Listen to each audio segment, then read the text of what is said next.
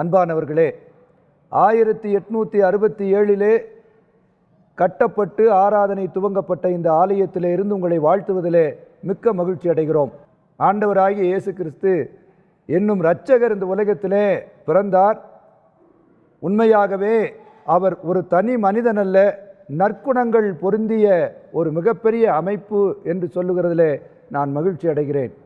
அன்பு, சமாதானம், இரக்கம், எளியோர் மேல் பரிவு, இவைகளை தாங்கிய ஒட்டுமொத்த உருவம்தான் இந்த இயேசு கிறிஸ்து என்றால், அந்த இயேசு கிறிஸ்துவின் பிறப்பு ஒன்றே இந்த உலகத்திலே நாம் மகிழ்வோடு வாழ்வதற்கு வழியாக, உறுதுணையாக, நம்மை வழிநடத்துகிற ஒன்றாக இருக்கும் என்பதை உங்களுக்கு தெரிவிக்க நான் விரும்புகின்றேன்.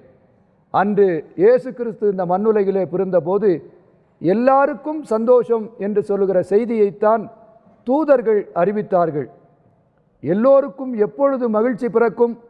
நாம் எப்பொழுது இயேசு கிறிஸ்து விரும்புகின்ற அல்லது சொல்லுகின்ற நற்பண்புகளை உடையவர்களாக இந்த உலகத்திலே வாழுகிறோமோ, சமாதானத்தை உருவாக்குகிறவர்களாக, அன்பை பரிமாறிக்கொள்ளுகிறவர்களாக, மற்றவர்கள் மீது இரக்கம் உள்ளவர்களாக, எளியோர் மீது பரிவு காட்டுகிறவர்களாக நாம் வாழுகிற போது நிச்சயமாக எல்லோருமே மகிழ்ந்து வாழ முடியும் என்று சொல்லுகிற செய்தியை நாங்கள் திருச்சபையிலிருந்து ஆயர்களாக உங்களுக்கு சொல்லுவதிலே மிக்க மகிழ்ச்சி அடைகிறோம்.